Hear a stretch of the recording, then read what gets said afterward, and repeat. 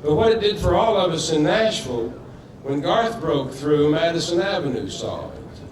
When Garth broke through, SoundScan came in, they saw the #1 record in America was by this Garth Brooks person. I think he's a country artist, you know?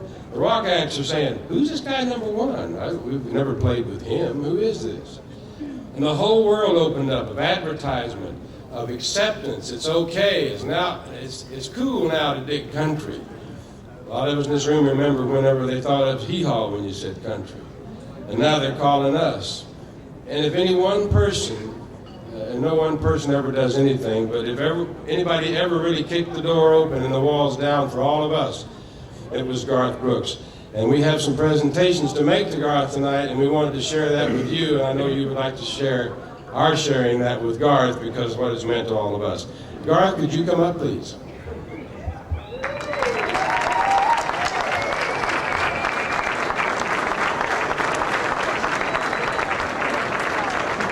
I would first like to introduce George Yowell, who's past chairman of the board of the Chamber of Commerce, for a presentation. George? How you doing, sir? How are you? Good to see you. Nice to meet you. It's a pleasure for me to be here tonight to represent the Chamber of Commerce and honor you and Liberty Records for the, I don't know how to say this, I know how to say triple, and I know how to say quadruple, but quadruple times 2 plus triple, I guess, is the best platinum performance and no fences. This award represents the partnership that exists between the music and entertainment industry in this community and the Nashville Area Chamber of Commerce.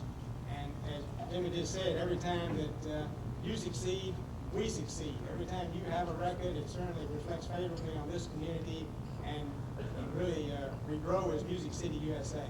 And I want to thank you for that and let you know that we're here to help you anytime we can do anything to support you from the chamber perspective.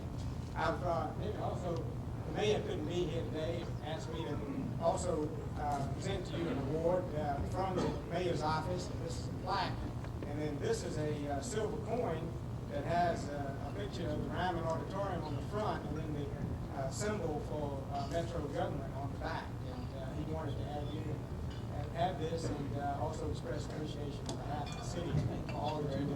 Thank you a lot.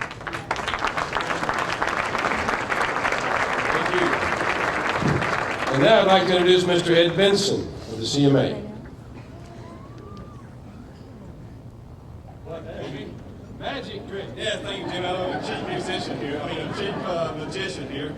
Garth, good to see you. It's great to share another special moment with you. And Jimmy mentioned that Party on Music Row. Just when Rope in the Wind debuted at #1 in the top 200 charts, and that was at the CMA building not too long after we moved into it. I walked around this room tonight, and virtually everybody in this room you have touched in some way with the magnitude of what you've done for all of us in country music. Most of you know that one of CMA's primary strategic goals is to expand the popularity of country music worldwide. And I'm sure most of you also know that in the last few months, Garth has been breaking new ground for all of us. You've been doing some wonderful things in expanding country music's appeal to audiences all over the world. So we thought it would, thinking about what we could do to recognize this occasion, we have decided to give you a globe here. And on this it says, Garth Brooks, No Fences, today an 11 million milestone, tomorrow the world. Congratulations and thanks, Country Music Association. Please, little plaque. We had to reduce, it was getting so when the wall would hold it. I know that Garth has received, I know you've received a lot of these. I got sunburned, what up, standing back there. But, I mean, here's an album that it and the Bodyguard soundtrack are tied for the 11 million for the two biggest albums of the 90s. The thing about this album is it still sells every day, every week, every month. It just never stops. It's an incredible album. I think the day I heard it, I called you. I called Garth, I think I said it was probably the best album I'd ever heard as a complete album. I was just knocked out with this album. And when Joe Mansfield told me it was going to sell 10 million, I told him it was crazy.